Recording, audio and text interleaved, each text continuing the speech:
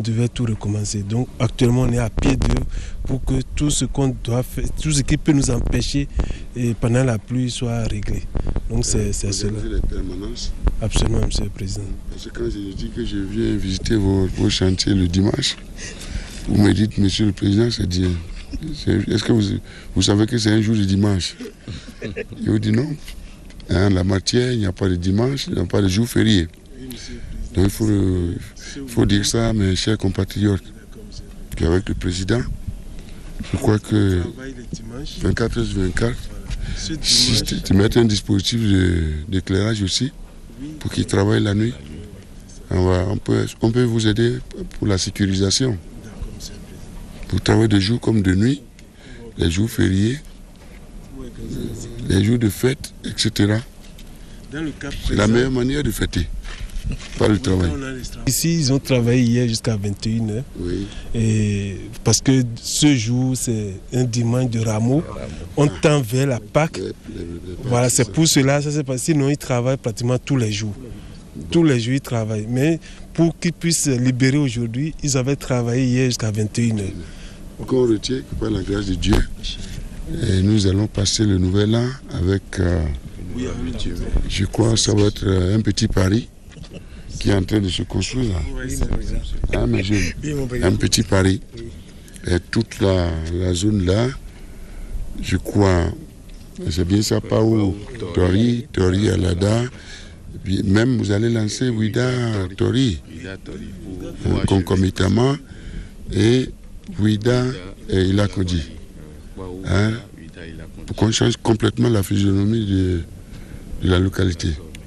La descente du président Boni Yayi sur le chantier de construction de la route Okpaou Tori Alada a aussi permis au chef de l'État de procéder à une évaluation de la plupart des chantiers routiers ouverts sur le territoire national, à commencer par le chantier Godomé-Kpaou, confié à une entreprise chinoise qui accuse déjà beaucoup de retard dans l'exécution des travaux. En venant, d'abord, c'est la première fois que je vois un chantier, il n'y a pas de Chinois. C'est la première fois. J'ai convoqué l'ambassadeur qui me dit qu'ils attendent de nouveaux équipements pour pouvoir accélérer le travail. Alors faites-nous le point. Le ministre même a fait une séance de travail avec eux le mardi. Qu'est-ce qu'ils vous ont dit? Le mardi après-midi. Bon, ils ont promis de renforcer les équipes, déjà pour accélérer le rythme d'exécution des caniveaux et continuer également les exutoires. Parce que là où il y a des dallots, des ouvrages transversaux, il faut évacuer l'eau vers les points bas, vers les bas-fonds.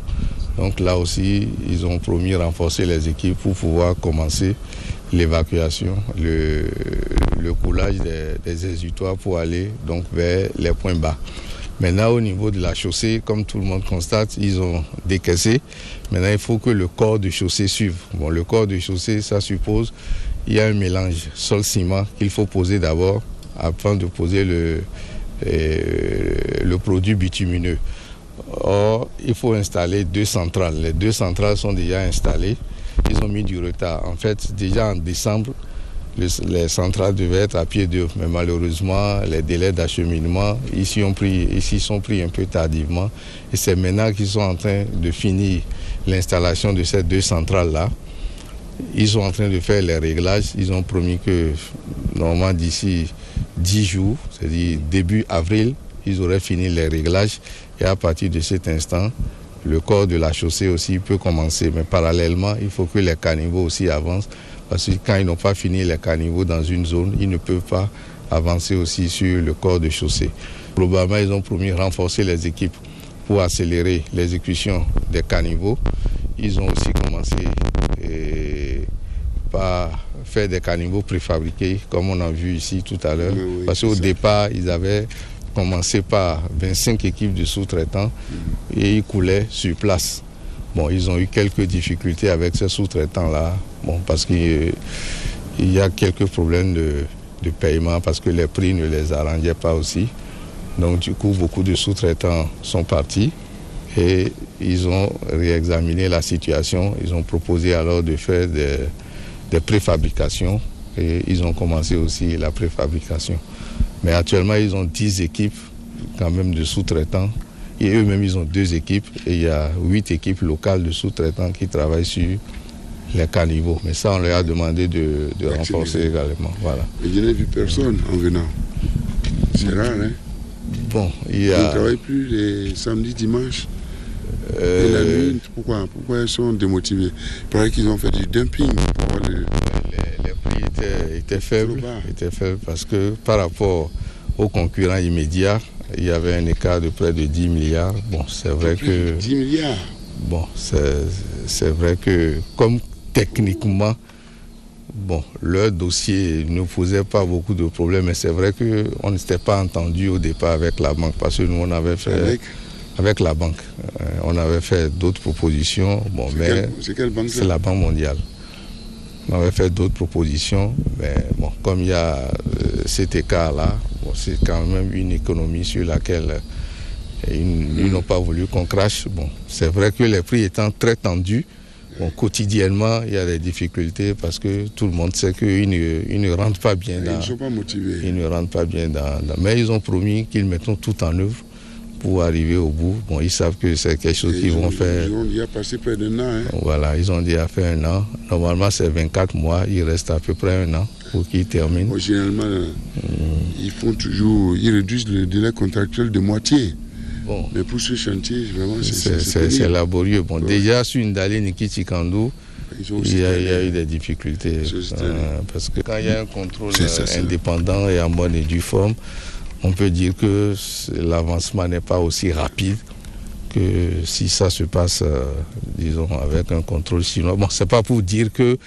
Quelle garantie vous ont donné?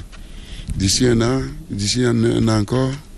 Bon, eux, ils promettent que d'ici 1 an, c'est-à-dire à la fin du délai contractuel, ils mettront tout en œuvre pour terminer.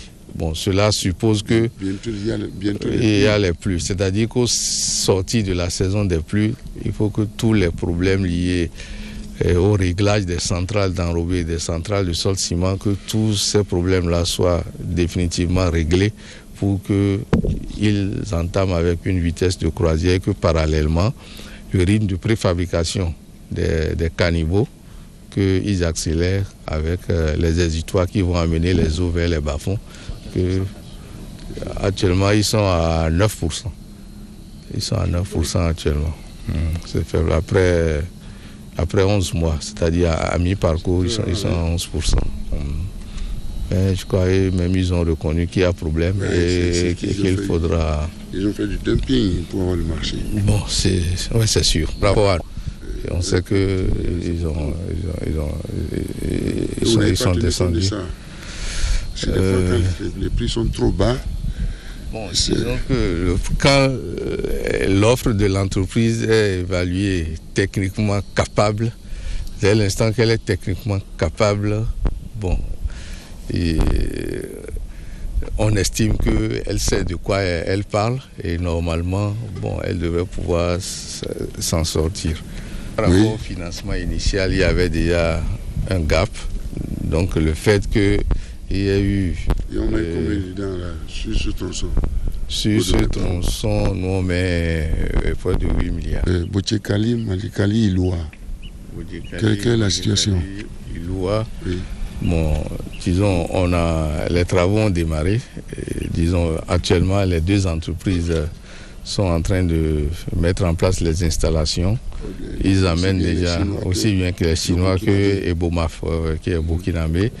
Ils sont en train de construire les installations. L'amener du matériel se fait déjà. Les Chinois, au fur et à mesure qu'ils terminent le chantier sur Ndalé Niki-Chikandou, qu'ils doivent libérer au plus tard juin, le matériel est en train d'être acheminé vers Malanville. Les Togolais et les Ebomaf, ils ont un chantier au Togo qu'ils sont en train de démobiliser. Et il y a déjà progressivement le matériel qui est en train d'arriver également sur le chantier. D'ici juillet, non? Bon, 6 mois. On dit 6 mois. Chacun d'eux. Il y a un grand pont. Bon, là, c'est les Chinois qui vont construire ce pont. Mais en termes de construction d'ouvrages, ils n'ont pas de difficulté en réalité. Donc, au bout des 6 mois, ils devaient pouvoir finir. Donc, le contrôle, il y a choisi aussi. Bon, le contrôle... C'est le budget national. C'est le budget national. Comment procéder? Bon, on a déjà lancé la consultation et là aussi, les résultats de l'évaluation des offres sont envoyés aussi à la DNNCP. C'est-à-dire à leur niveau. C'est au niveau de la DNNCP. Donc demain, ça figurera dans le point qu'on va soumettre à... D'accord. Alors, Kandi Segbana. Kandi Segbana, on a déjà lancé la préqualification. Oui. On a évalué les offres de préqualification. On a envoyé les résultats simultanément à la DNNCP et aux bailleurs de fonds. Bon, là aussi, la DNNCP ne nous a pas encore donné, n'a pas encore réagi. Donc, dès qu'on aura les résultats sur la préqualification, on va lancer l'appel d'offres pour les travaux. L'entrée de Parakou. Pour la traversée de Parakou, on a lancé la consultation pour les études. Donc, nous allons recevoir les offres le 28. On va recevoir les offres le 28. On a prévu que, normalement, début avril, et comme la BOAD aussi, vous aviez donné des instructions pour que tout s'accélère. Normalement, vers la mi-avril, les études devraient démarrer pour que au plus tard... On lui a donné combien de temps? 3 mois? Bon, on lui a donné 3 mois. On a jusqu'à juillet, on devait avoir le dossier terminement et le dossier d'appel d'offres disponible. Mais en juin déjà, on aura l'avant-projet sommaire. Et il y a une mission de la BAD qui est actuellement arrivée et qui est partie à Parakou la semaine dernière. Donc on a convenu, ils sont déjà arrivés. Ils sont même allés à Parakou le week-end dernier. Et ce que nous avons convenu, dès que l'avant-projet sommaire sera disponible, ils peuvent enclencher le processus de préparation pour l'évaluation du projet. Mais juin, ils doivent pouvoir faire l'évaluation du projet. L'aéroport de Tourou. L'aéroport de Tourou, bon, il y a une équipe, les dirigeants de Colas qui sont arrivés après que le ministre a effectué une mission pour négocier le montant de leur réclamation. Il y a une équipe qui est arrivée la semaine dernière qui a rencontré le ministre. Donc, disons, les dernières discussions ont permis de nous entendre. Et normalement, le projet d'avenant devrait être introduit pour que cela puisse être signé et permettre de reprendre les travaux. Bon, parallèlement, pour la question du dédommagement, je crois que les 200 millions ont été envoyés à la mairie de Parakou pour qu'ils puissent payer les sinistrés sur le site.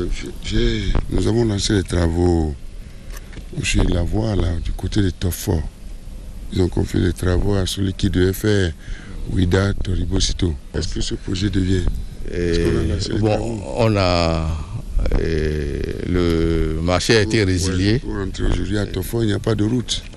Le marché est en cours de signature. On a repris la procédure. Et en termes de procédure, c'est la même procédure.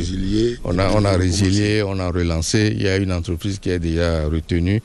Le projet de marché est finalisé. C'est actuellement dans le circuit d'approbation. Parallèlement, on a lancé également la procédure pour retenir l'équipe qui doit faire le contrôle.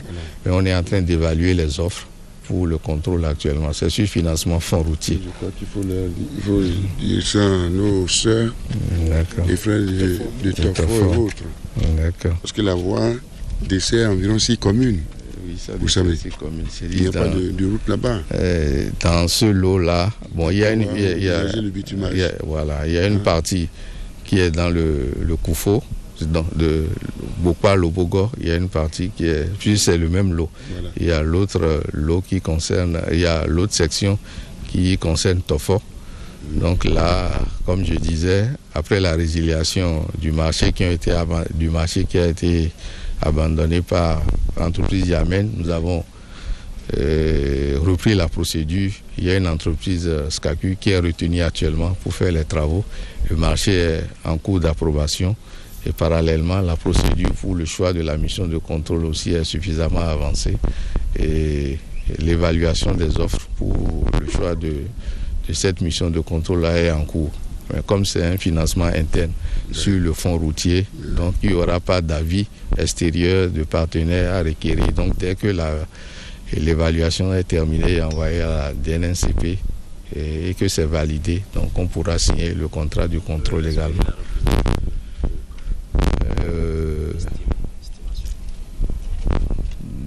Bon, au plus tard, un mois, bon, il y a la saison des pluies, mais déjà les marchés devraient être signés d'ici un mois au plus tard.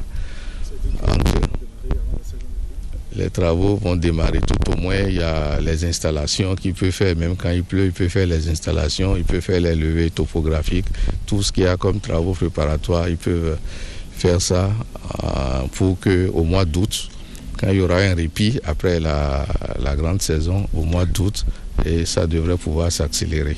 Okay. Alors, à Kassato Boycon, je crois qu'on a fini avec les papyrasseries. Bon, on a fini avec les papyrasseries sur de l'eau. Il y a encore une mission. Il y a une mission la semaine prochaine pour finaliser avec Exim Banque de Chine sur le lot 3. Le nouveau président, après-demain, nous allons prendre qui doit réaliser le lot 2 et le lot 3. Oui.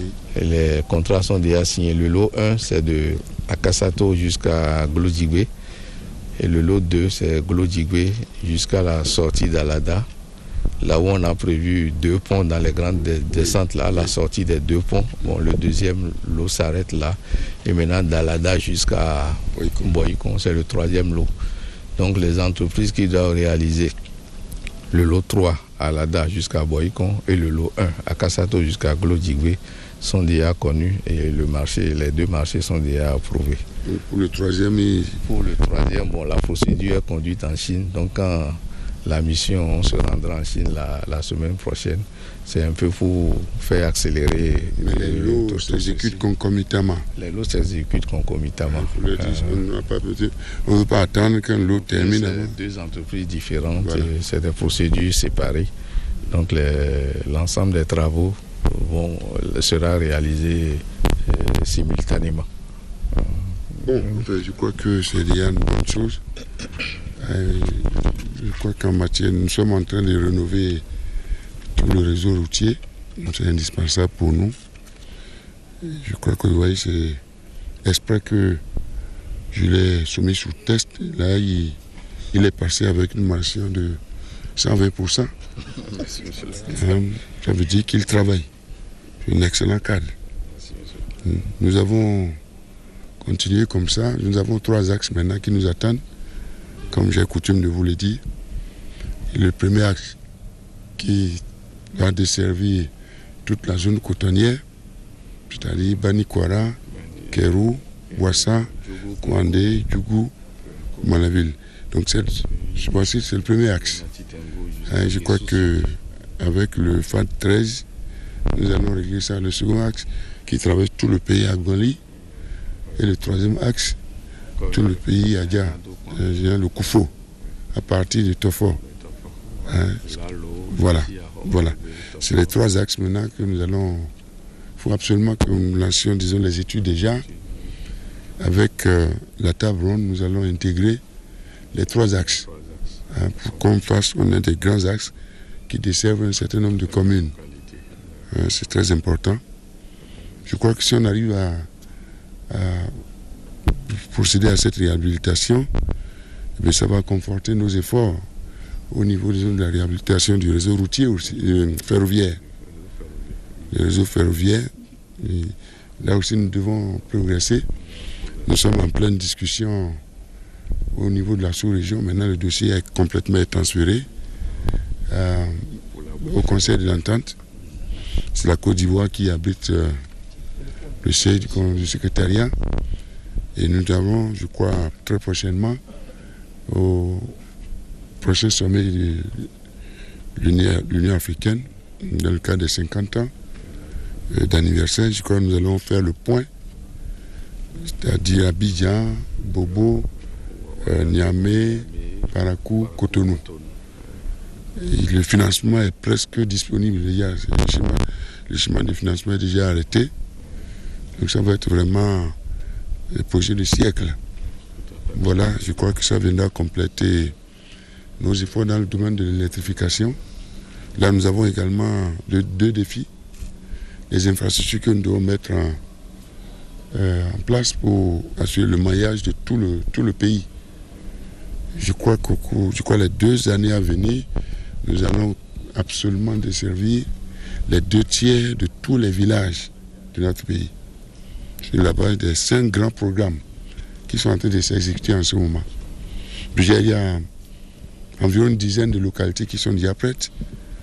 Donc j'ai donné des instructions au ministre pour qu'il aille déclencher les compteurs. Et l'autre problème, concomitamment, il faut trouver une solution sur la distribution des compteurs.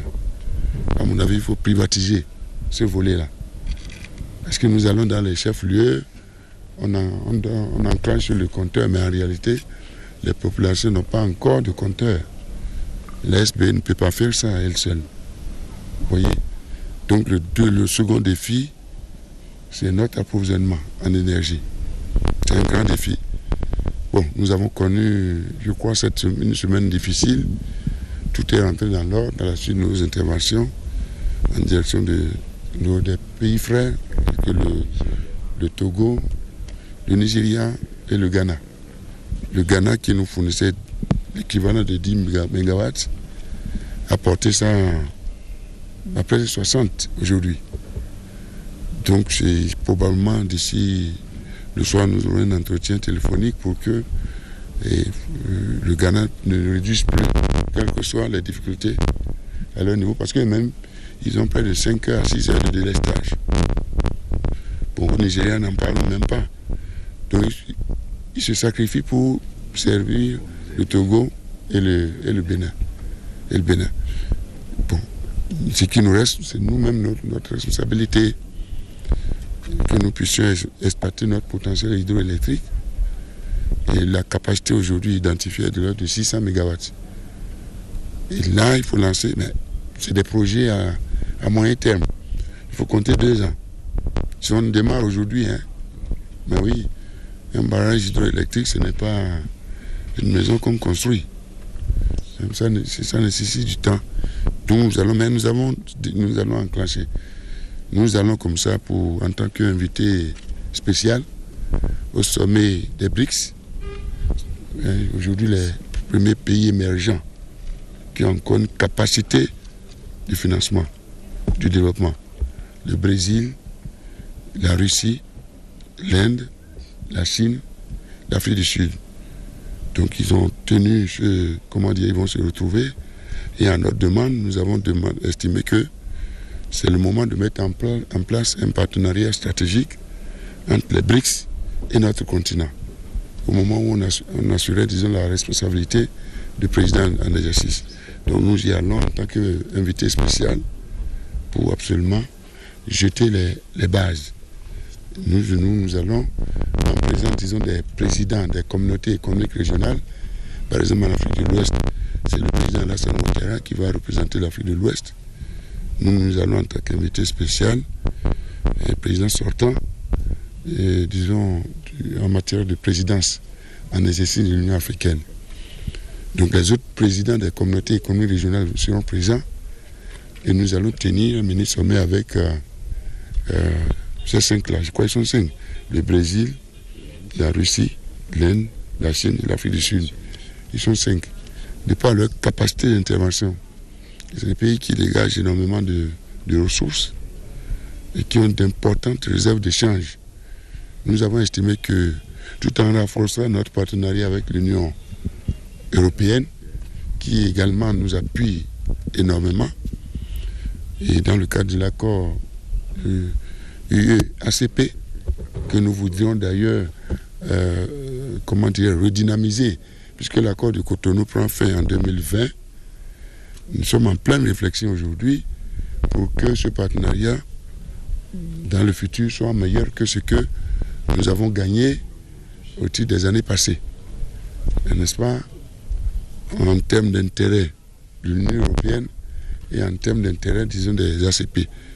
Et notre ambition est que ce partenariat ne se limite pas à une zone de libre-échange, mais au contraire, puisse aider notre continent à devenir un pôle de création de richesses. Voyez, et ceci pour des raisons de sécurité alimentaire, emploi de la jeunesse et créer la richesse pour alimenter le monde entier qui est aujourd'hui en panne en termes de création de richesses. Donc à cette réunion-là, les grands projets d'avenir du Bénin seront également passés en revue. Je parle du réseau routier, notamment les axes dont j'ai parlé. Je parle de l'aéroport de Glogibé, ça c'est en matière routière, ça. Sans oublier les infrastructures, et je crois, c'est bien ça, la route des pêches, là également. Vous voyez, maintenant du point de vue de l'énergie, il faut absolument que nous puissions mettre en place, disons, une stratégie globale pour que nous puissions valoriser tout le potentiel hydroélectrique. Sans oublier naturellement les autres sources, j'allais dire, renouvelables. Le soleil, il faut que nous bougions, l'éolienne, la biomasse, etc. Donc c'est de ça qu'il s'agit, mais ceci en renforçant le secteur privé.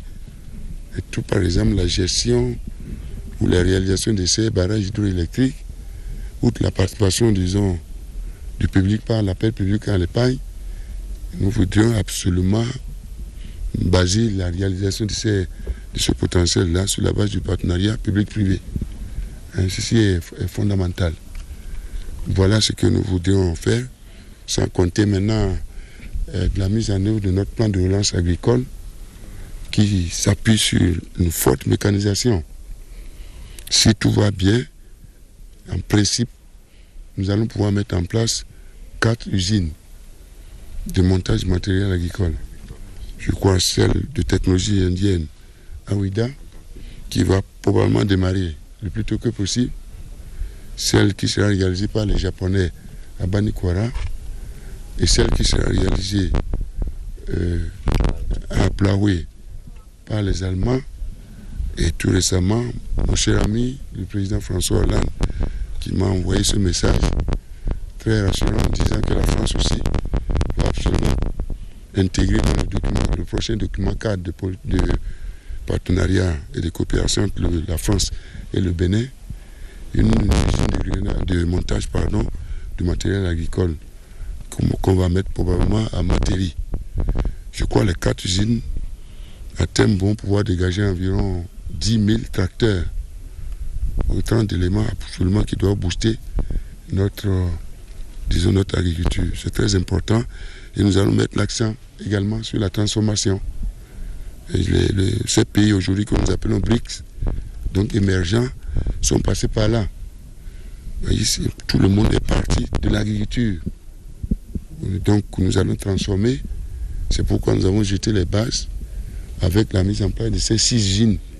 Une, je crois, à Pomassé pour les tomates, la seconde à Lada pour les oranges, l'autre à Zapota pour l'orange, les 2, je crois, pour l'anacal à Banté et Parakou, et l'autre à Natitengu.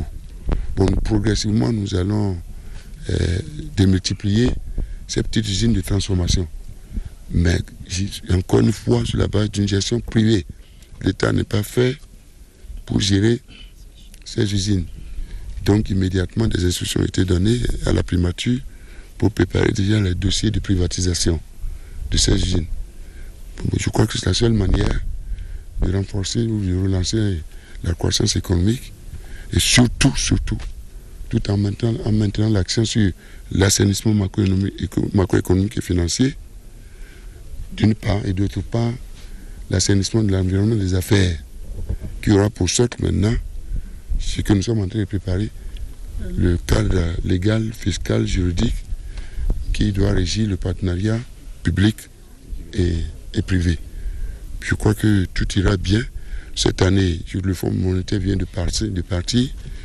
Au niveau des repères structurels, le Bénin a rempli tous les repères. Et lorsque nous regardons, nous tournons du côté de lui et moi, nous avons respecté tous les critères même les critères de premier rang. Mais il y a un aspect pour lequel nous peinons aujourd'hui, c'est ce ratio masse salariale sur recette fiscale. Et on ne le dira pas assez. Ce qui est retenu, c'est que sur 100 francs de recette fiscale, eh bien, aucun de nos pays n'est autorisé à affecter plus de 35 francs à la masse salariale. Vous voyez, salaire comme prime, indemnité, tout confondu. Mais nous sommes à 48%, c'est-à-dire 48 francs pour 100 francs de recette fiscale. Nous avons dérapé à ce niveau-là. Bon, ce qui nous reste, c'est de travailler sur le dénominateur, c'est-à-dire les recettes fiscales. C'est pourquoi nous devons absolument dynamiser notre port. Et je crois que ça va. Le port est en train de reprendre sérieusement.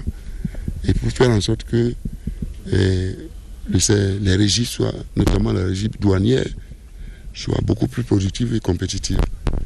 Et il y a de l'espoir. Moi, je suis convaincu. Le second élément, c'est la relance économique. Donc, comme vous le savez bien, nous avons terminé l'année 2012 par une croissance de 3,5%. Mais l'année 2013, on remonte à 5% au moins. Et ceci en relation avec cet effort léger que nous avons fait au niveau de la production cotonnière. Il y a une corrélation très nette entre la production de coton et la croissance économique. Aujourd'hui, comme il y a une corrélation très nette entre les ressources minières et pétrolières et la croissance économique dans certains pays, les pays où vous voyez les croissances, les taux de croissance très forts, 7, 8, ou à 2 chiffres, ou à 3 chiffres, c'est des pays qui ont du pétrole et d'énormes ressources minières. Mais ça ira. Nous, dans le passé, ces pays ont investi lourdement. C'est maintenant que nous, on s'est réveillés. Bon, nous sommes là-dessus avec les Brésiliens, les Britanniques, qui sont en train de s'installer, et avec la grâce de Dieu Tout-Puissant, je crois que nous allons pouvoir combler tout ça. Donc, je disais que du fait de cette légère amélioration de la production de coton, je dis légère parce que, pour tenir compte des difficultés que nous avons eues, les intrants ont été mis à la disposition des producteurs de manière tardive. Parce que la production du coton respecte un certain nombre de normes. Vous voyez, ils appellent ça le circuit technique. Il y a un moment pour semer, il y a un moment pour mettre les engrais, il y a un moment pour mettre l'urée, un moment pour mettre les sols, etc. Lorsque les périodes ne sont pas respectées, c'est terminé. Le rendement prend un coup. Donc en définitive, il semble qu'on doit être autour de, en tout cas moins de 300 000 tonnes. Sauf erreur de ma part, parce que chaque jour il donne les chiffres.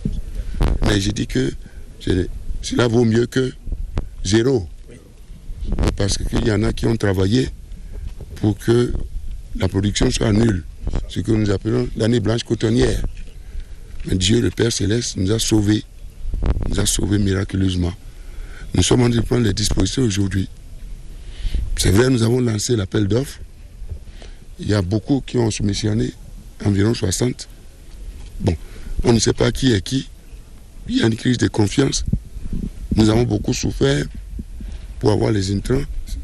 Ce que nous avons décidé, je crois à l'attention de mes chers compatriotes, il faut qu'on travaille pour le retour de la confiance. Mais en attendant, le gouvernement a pris la décision carrément d'aller dans les usines lui-même, comme les gouvernements burkinabés et maliens font. Là, nous sommes sûrs d'être approvisionnés.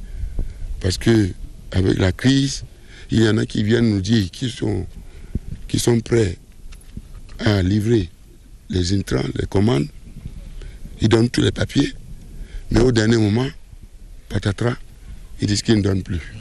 Ou alors qu'ils ont des problèmes pour livrer. Et je crois que pour pallier cela, je crois qu'il y a une panique dans nos rangs au sein du gouvernement. Nous avons dit, écoutez, il vaut mieux que le gouvernement lui-même prenne sa responsabilité pour aller passer les commandes directement dans les usines, sous réserve que les prix pratiqués soient en deçà des prix de référence de l'appel d'offres. Donc je le dis pour que mes chers compatriotes soient informés, c'est-à-dire qui ont soumissionné. Nous ne connaissons pas qui est qui. Et nous allons travailler d'abord pour le retour de la confiance. D'ici 1 an, 2 ans, la confiance va renaître dans nos rangs et nous allons pouvoir dédier ce volet-là au secteur privé. L'État n'est pas fait pour... Mais même si, dans certains pays comme le Burkina et le Mali, c'est toujours l'État qui continue de prendre en charge cette mission-là. Donc voilà. Et sur cette base, bon, ils ont avancé les chiffres de 450 000 tonnes au titre de la campagne 2012-2013 ou 2013-2014. Et là, je crois que ce n'est pas les actes maintenant que je vais croire. Je suis Saint Thomas. Si je ne vois pas, je ne crois pas. Mais ils ont avancé ce chiffre, nous allons travailler sur cette base. Mais je suis convaincu que nous allons faire mieux que ça. Et que la croissance attendue, par la grâce de Dieu, sera meilleure que 50% qui ressortira, disons, au terme de l'année 2013. Je voudrais vraiment vous remercier, vous de la presse, pour le travail que vous faites pour nous, pour assurer une meilleure communication. Mais je vois l'avenir dans des perspectives, d'excellentes perspectives. Il n'y a rien à faire, puisque Dieu, le Père Céleste, est au contrôle. Et Dieu nous aidera. Et que toutes les réformes que nous avons engagées, la fonction publique ou tout, de manière particulière, toutes les réformes sectorielles au niveau qui concernent tous les ministères, n'est-ce pas, et qui gèrent aujourd'hui sous l'angle de la réforme administrative et institutionnelle, pas le ministère dédié à cela. Toutes ces réformes seront mises en place par la grâce de Dieu. Et toutes les autres réformes structurelles seront mises en place. Parce qu'à chaque conseil, eh bien, nous faisons le point.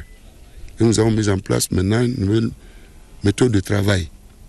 Que nos compatriotes le sachent. Le conseil des ministres que vous voyez, eh bien, je crois, c'est le résultat de tout un processus. À chaque thème, par exemple, je crois, nous parlons du secteur des travaux publics. Il y a un comité interministériel dédié à ce thème-là. Donc, nous en avons 4. C'est des ministres qui se retrouvent.